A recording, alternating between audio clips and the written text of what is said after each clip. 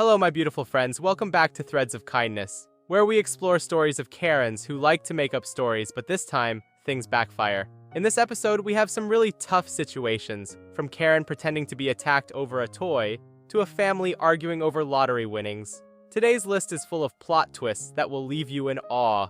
Don't forget to subscribe if you haven't already, because we're diving into this world of drama right now. I never thought I'd be the kind of guy to win the lottery. Every day I'd go to my regular office job, do my best to save a little, and take care of my family. Life wasn't fancy, but it was steady, and I was grateful. Still, every now and then, I'd daydream about what I'd do if I had just a little extra. Maybe a small vacation or an upgrade for my wife Julia's old car that kept giving her trouble. One Friday after work, I stopped by the convenience store near our house to pick up a few things. On a whim, I grabbed a lottery ticket. It wasn't something I did often, and honestly, I'd forgotten about it the moment I slipped it into my wallet. That ticket was just a little throwaway excitement, something that cost a few bucks for a chance, however slim, to dream a little bigger. A few days later, during dinner, I found the ticket again while looking for change. Julia had turned on the TV to the evening news, and just as we were about to clear the table, the winning lottery numbers were announced. One by one, each number matched the numbers on my ticket. I blinked a few times, my mind racing, trying to process it. "I won! Julia, we won the lottery," I managed to say, almost in disbelief.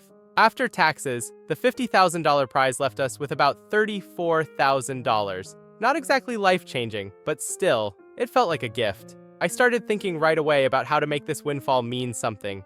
For Julia, for the kids, and maybe even for myself.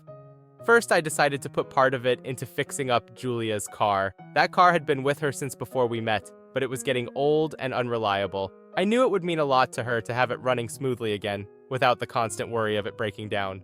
Then I thought about a vacation, something Julia and I hadn't had since our honeymoon. It was something I'd always wanted to do, especially now with our kids old enough to enjoy a real family trip. I pictured us all together on a beach, soaking up the sun and letting go of everyday worries for a while. Just thinking about it made me feel like a weight was lifting off my shoulders. For the first time in years, I was actually excited about making plans.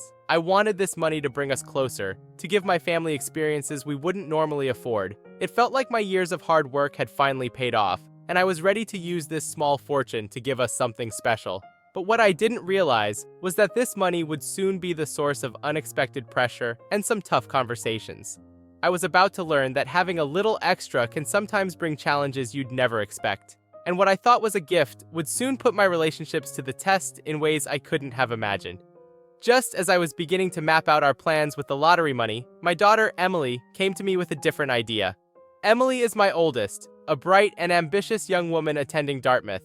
She's been working hard to keep up her grades, but like a lot of students these days, she's racked up a considerable amount of student loan debt. She's never asked us for much financially beyond the support we'd always planned on giving her and her brother, $10,000 each to help with school or whatever they needed as they grew up. But now, with this sudden extra money in the family, Emily saw an opportunity. One evening, she approached me with a look that was both hopeful and determined. "Dad," she started, "I was thinking, maybe instead of a vacation, you could use the lottery money to help pay off some of my student loans. It would mean so much to me to have that weight lifted." I took a deep breath, understanding the pressure she must feel, but also feeling a twinge of resistance. I'd planned for this money to give us something together as a family. Memories, shared experiences, things we hadn't been able to do in years. Gently, I explained, "Emily, I know college debt can feel overwhelming, but your mom and I already helped you and your brother with $10,000 each, and this money is something I wanted to use for all of us, not just one person."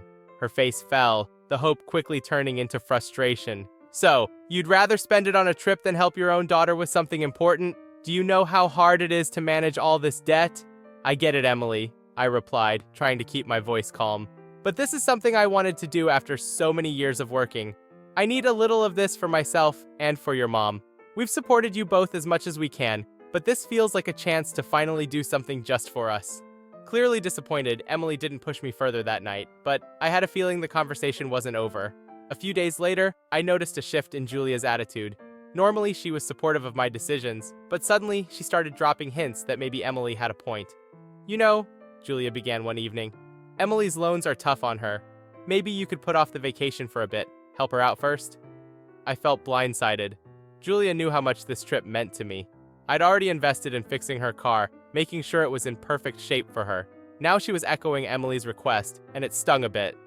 "Julia, I thought you were on board with this plan," I said, surprised. She sighed. "I am, but doesn't helping Emily now count for more? The vacation could wait." I suddenly felt cornered, caught between my own plans and the expectations of my family. This money, meant as a gift, was starting to feel like a burden. What I thought would bring us together seemed to be slowly pulling us apart. The pressure from both Emily and Julia grew heavier each day. What had started as a joyous windfall now felt like a complicated maze of expectations. Julia had initially been thrilled when I told her about the vacation plans. We'd spent so many years working and saving, rarely ever taking a moment just for us, and she'd been supportive of using the lottery winnings as a chance to finally unwind together. But now, with Emily's financial troubles in the picture, Julia's outlook was changing, and not in a small way. One evening, after dinner, Julia sat me down. "Look, I understand that you're excited about the trip, but wouldn't it be better if we shortened it a bit? Maybe save some of that money to help Emily out?" I tried to stay patient, but frustration was bubbling under the surface. "Julia, we talked about this. We've already helped her. We set aside $10,000 for her and another $10,000 for Luke, and that was our promise to them. Now that this money has come along, I just wanted us to have something for ourselves for once." Julia's face tightened, and her tone shifted. "So you're saying a beach vacation is more important than helping your own daughter get a fresh start? Do you know how much it would mean to her?" The words stung, and I could feel the tension rising. "Julia," I replied, "this isn't about choosing a vacation over our daughter. It's about sticking to our plan. This money was a surprise, yes, but I'm tired of putting everything I want aside. We've been working our entire lives, and I've already spent part of this on your car and the surgery you wanted." The mention of the surgery caught her off guard, and her expression hardened. A few months before, Julia had undergone a cosmetic procedure she'd wanted for years, and I'd paid $5,000 out of pocket for it without a second thought. "So you're throwing that in my face now?" she snapped. "That was for both of us. I wanted to feel better about myself, and I thought you wanted that too." I could feel my own anger rising, but I forced myself to stay calm. "I'm not throwing it in your face, Julia. I'm just saying that I feel like every time I try to hold on to a little bit of something for myself, I'm being made to feel selfish. You got the car fixed, you got the surgery, and I didn't complain about a single cent." Julia crossed her arms, her voice sharp. "Well, maybe that's because you're only focused on yourself right now. Do you realize how you're coming across?" It was clear that we were spiraling into an argument neither of us wanted, but I couldn't shake the feeling that the sacrifice was always expected from me, and this time, I just wasn't ready to give in. Over the next few days, the tension was thick in the house. Emily and Julia seemed to be on the same page, casting me sideways looks as if I was some kind of villain for not handing over the money. I couldn't believe that this was happening, that a sudden stroke of luck was now at the center of a family conflict. It seemed that every time I tried to bring up the vacation plans, the room went cold, and Julia would find an excuse to leave, or Emily would sigh and shake her head. Finally, I decided it was time to put an end to the tension. One evening, after another uncomfortable dinner, I asked both Julia and Emily to sit down for a talk. I thought a lot about what I wanted to say, and I knew this was my moment to set things straight. "Listen," I began, my voice steady but firm. "I want to help you both understand my side of things. I love you both deeply, and I've always done my best to be there for you. But this lottery win, it was something I didn't expect, and for once, I wanted to use it for something that would bring me joy too." Julia and Emily exchanged glances, but neither interrupted, so I continued. "I've spent years prioritizing everyone else's needs, whether it's fixing the car, paying for surgeries, or covering college expenses. I'm not saying I regret any of that. I'd do it all again in a heartbeat. But just this once, I was hoping to do something for us, something we'd never normally be able to afford." Emily finally spoke, her voice quiet but filled with frustration. "But Dad, you don't understand the kind of pressure I'm under with these loans. It's like a weight on my back every single day. And now you have a chance to make it easier for me, but you'd rather go on some vacation?" I nodded, taking in her words. "I get it, Emily. I really do. But you need to understand that this vacation isn't just a selfish whim. It's something I've dreamed about, an escape from all the stress and hard work. You're young, and I know it's tough with the loans, but I also believe in your ability to make it on your own. Your mother and I didn't have much help, and we figured it out. I want you to have that same strength." Julia looked at me with a mix of disappointment and resignation. "So, that's it? You're just going to ignore our needs and stick to your plans?" I took a deep breath, steadying myself. "I'm not ignoring anyone's needs, Julia, but this is where I have to draw the line. I want this for us, for me, for you, for our family. But I need you both to respect my decision and understand that I'm doing this not just for myself, but because I believe that sometimes it's okay to finally put myself first. This one time. There was silence in the room as my words sank in. I could tell that Emily wasn't happy and Julia looked conflicted, but in that moment, I felt a strange sense of relief. For the first time, I'd stood my ground, and while it might not make everyone happy, it felt right. Over the next few days, the atmosphere gradually began to settle. Julia seemed to come around, though she didn't say it directly. Emily was still distant, but I hoped that, with time, she'd come to understand my perspective. This lottery win had brought challenges I hadn't expected, but I knew I'd made the right choice. The vacation plans moved forward, and though there was still some lingering tension, I was determined to make it a memorable experience for all of us. I hoped that once we were away, enjoying time together as a family, they'd see why this mattered so much to me. Sometimes life throws you surprises you never saw coming, but sometimes those surprises are an opportunity to finally stand up for what you believe is right, even if it means taking a hard stance with the people you love most. I'm a dad to a sweet, thoughtful little girl named Lily. She's the kind of kid who always puts others first. It's just who she is.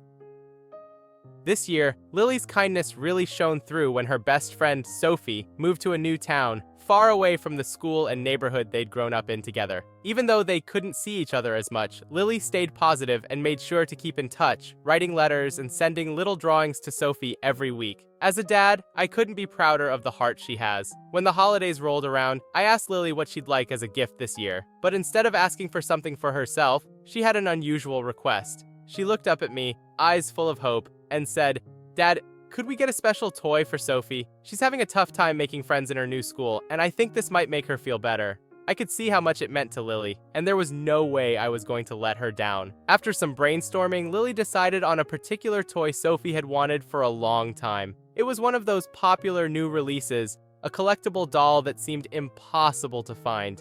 I'd heard stories from other parents about how quickly they flew off the shelves, but I was determined. I mean, how often does your kid ask for a gift that's not for them, but for a friend?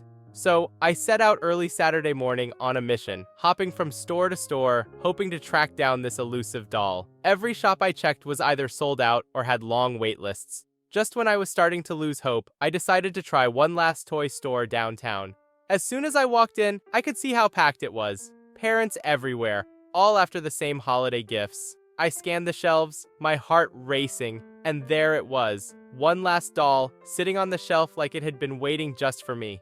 I couldn't believe my luck. I quickly grabbed it and put it in my cart, feeling victorious. I could already picture Lily's excitement when I'd tell her that her plan to cheer up Sophie had worked. This was going to be a perfect surprise. But just as I turned to head for the checkout, I heard a voice behind me. "Excuse me," said a woman, her tone sharp. "I think you grabbed the last doll and I saw it first." I turned around to see a woman who looked just about ready to grab it out of my cart herself. She gave me a look that could cut through steel, clearly expecting me to just hand it over. I kept my tone polite but firm. "I'm sorry, but I was looking for this for my daughter's friend. She's been hoping to get this as a surprise for a while now." Her eyes narrowed and she crossed her arms. "Well, my niece wants that doll too, and I was standing right here when you picked it up. So if you don't mind..." I could feel the tension rising, but I wasn't about to let go of something that meant so much to Lily. Not after the lengths I'd gone to find it. I took a deep breath, hoping this situation wouldn't turn into a bigger scene, but knowing deep down that this was going to be anything but easy. Just as I was about to move toward the checkout, the woman, clearly not taking no for an answer, stepped closer. She glanced at the doll in my cart and then looked straight at me, her eyes narrowing with irritation. "Listen," she began, voice sharp and insistent. "I saw that doll first. It's for my niece, and she deserves it. You should be considerate and hand it over." I took a deep breath, keeping my voice as calm as I could. "Ma'am, I understand it's a popular toy, but I grabbed it because my daughter wanted to gift it to her best friend. I've been looking all morning, and this is the only one I've managed to find." Instead of backing down, her expression darkened. She suddenly reached over, her hand darting toward my cart as if she was about to grab it herself. Instinctively, I pulled my cart a little closer, blocking her hand with my arm. "Please don't touch my cart," I said firmly, surprised at how bold she was being. That was all it took for her to go from irritated to outright furious. Her eyes widened, and out of nowhere, she started shouting, "Help! This man just assaulted me! Security, I need help!" Her voice cut through the noise of the crowded store, and people around us stopped to look. I was stunned. Assault? I hadn't even touched her. All I'd done was pull my cart back. I opened my mouth to respond, but she kept yelling, clutching her arm dramatically as if she was in pain. He just shoved me out of nowhere, and all because I asked for that doll back. This is unbelievable! More shoppers stopped to watch the commotion, some with shocked looks, others confused. I felt my face burning with embarrassment and frustration. This wasn't supposed to happen. I was just here to buy a gift for my daughter's friend, and now this woman was acting like I'd attacked her. Before I knew it, a store employee approached, looking concerned. "Is everything okay here?" he asked, glancing between me and the woman, who was still clutching her arm and putting on quite the performance. "This man assaulted me," she declared loudly, making sure everyone could hear. I asked him politely for the doll, and he just grabbed me. I tried to stay calm, despite the anger bubbling inside me. "Sir," I said, turning to the employee, "I didn't touch her. She tried to grab the doll out of my cart, and I just pulled it back. That's all." The employee looked uncertain, glancing back and forth between us. Meanwhile, the woman continued her over-the-top performance, now demanding that the store call the police. At that point, I felt a mix of frustration and disbelief. I could see other shoppers whispering to each other, some giving me sympathetic looks, others clearly wondering if I had really done something wrong. All I wanted was to buy this gift and leave, but it seemed like this Karen was determined to make a spectacle out of the whole thing. I took a deep breath, preparing myself for whatever chaos was about to come next. As the police arrived, the woman doubled down on her story, insisting loudly that I had attacked her over the toy in my cart. She was speaking so loudly and dramatically that a small crowd of curious shoppers began to gather nearby. Her voice was almost shrill as she pointed her finger at me, tears miraculously welling up in her eyes. "I was just trying to get a doll for my niece," she told the officers, her voice wavering as if on the verge of tears. "And he just pushed me! It's completely unacceptable!"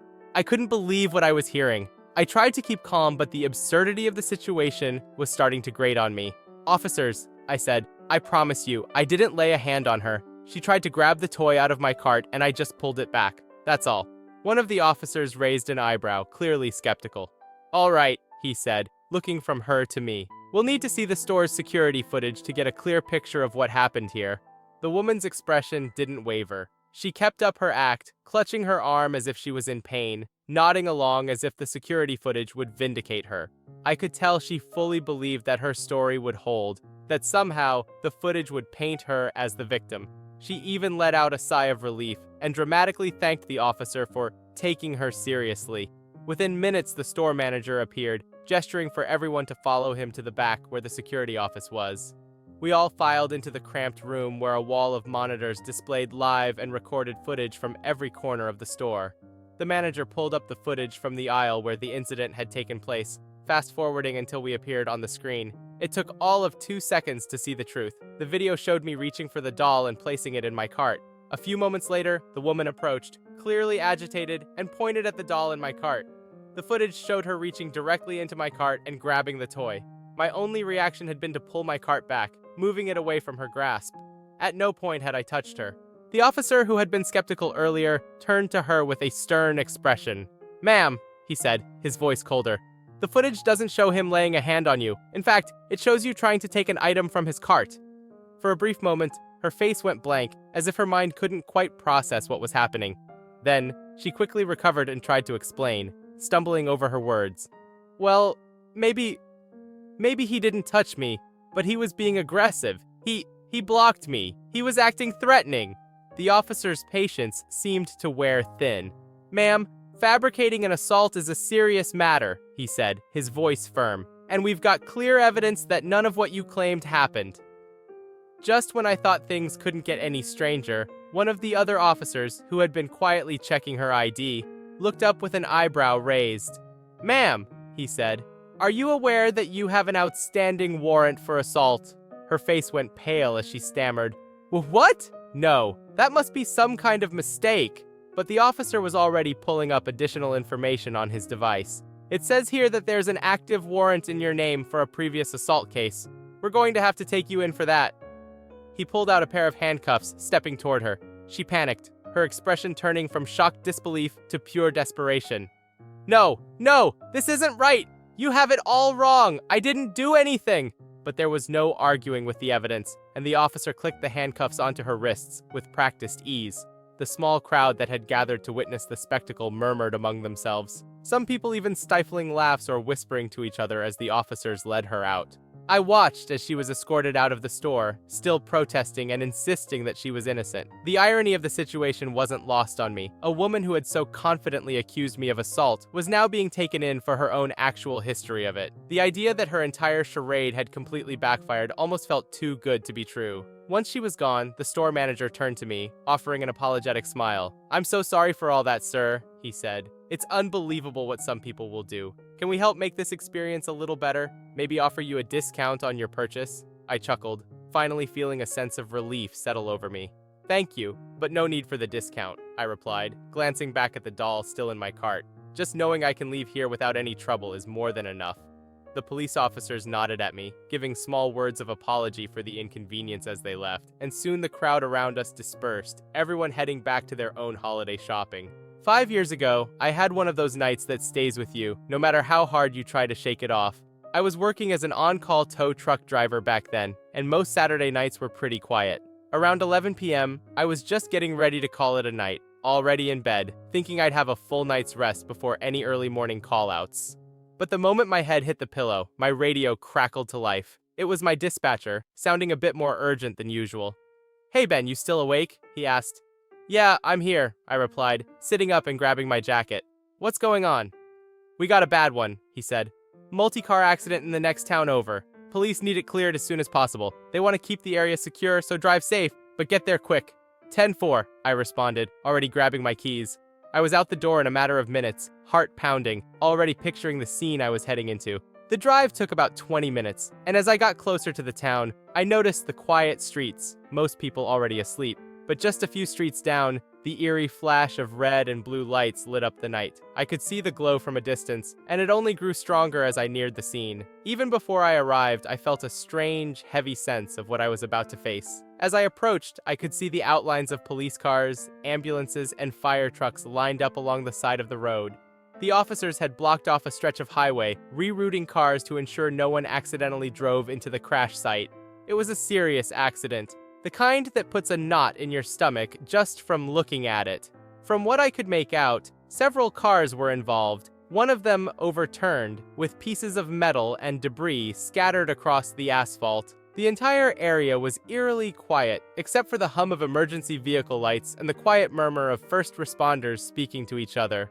I parked just outside the police barricade, grabbed my equipment, and walked over to one of the officers to check in. He gave me a quick nod and pointed towards the area they needed cleared first, an SUV that had taken a heavy hit and was now a crumpled mess. The occupants had already been transported to the hospital, but seeing the wreck, I could tell it was a miracle if anyone had survived. I had barely started to hook up the first vehicle when, out of the corner of my eye, I noticed a car creeping up towards the police barricade. At first, I figured it was just another driver who hadn't noticed the road closure signs, which, sadly, happens all the time. But then I noticed that this car wasn't slowing down. In fact, it was inching closer, as if the driver intended to push right past the barricade. One of the officers stepped forward, signaling the driver to stop. But instead of backing up or turning around like any reasonable person would, the driver rolled down her window. It was a woman, maybe in her 40s, with the look of someone who's used to getting her way. She had that impatient, annoyed expression, tapping her manicured nails on the steering wheel as she glared at the officer.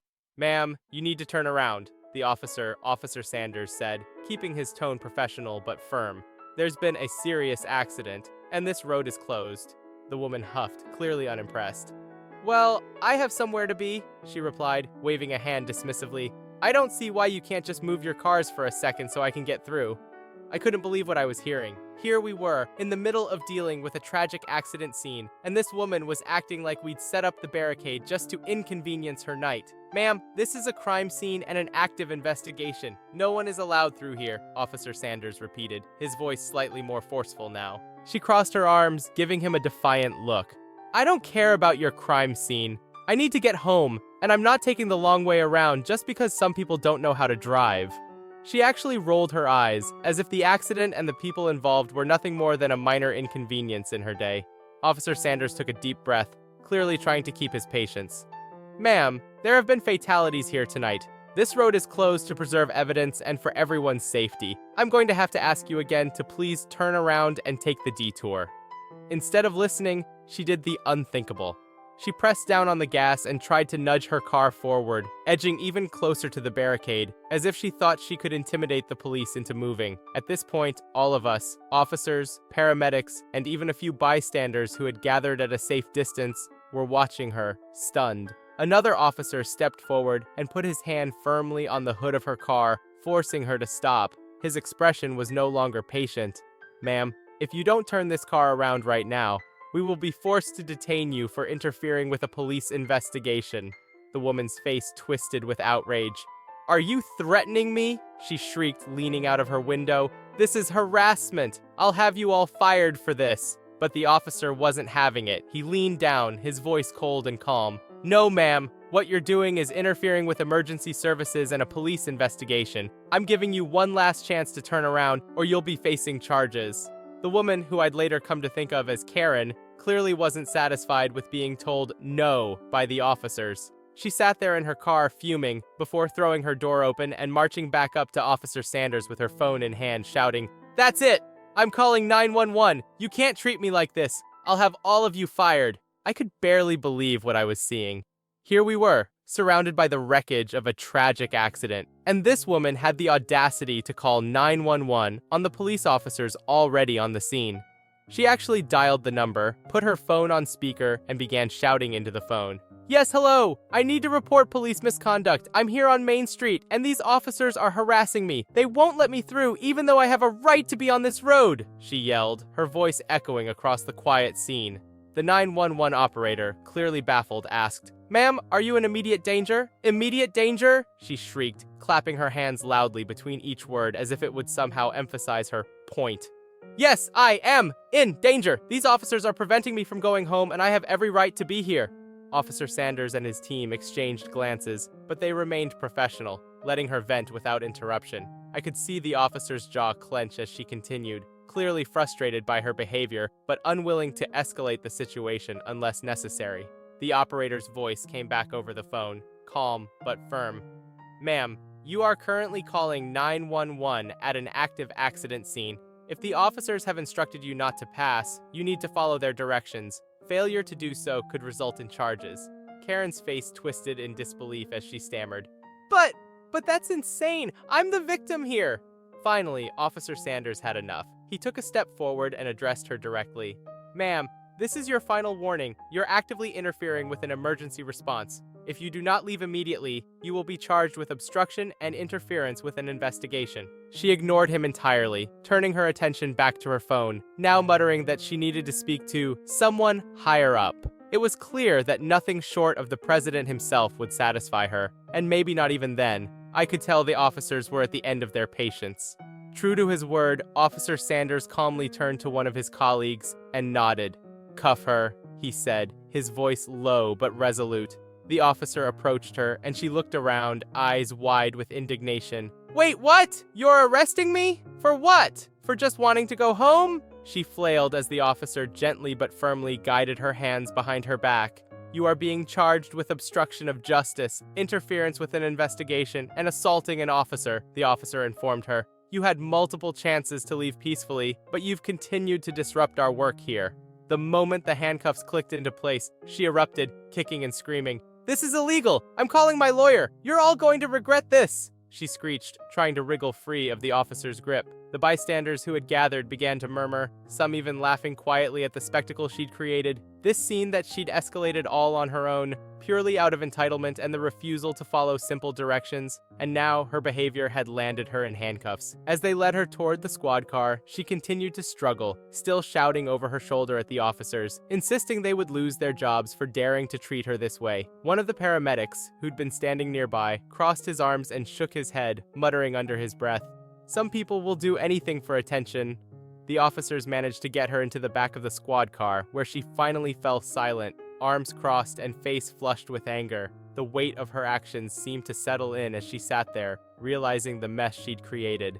A few days later, I heard the follow-up on the local news. It turns out Karen's outburst and blatant disregard for the law had led to charges not only of obstruction and interference with an investigation, but also for assaulting an officer when she'd tried to push past him to get through the barricade. The judge didn't seem amused by her excuses either. In court, she tried to argue that she'd simply been misunderstood, claiming she hadn't meant to cause trouble, that she just wanted to go home.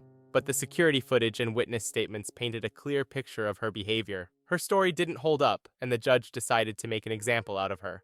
The above stories all convey lessons about the value of respect, patience, and responsibility. Selfish actions, from taking advantage of the kindness of relatives to disregarding the law for personal gain, all lead to undesirable consequences. Only by caring for others and following the rules can people receive fairness and trust from society. From this, we clearly see that honesty, respect, and gratitude are the foundation for maintaining sustainable relationships and building a civilized community. See you in the next episode. We always appreciate your support.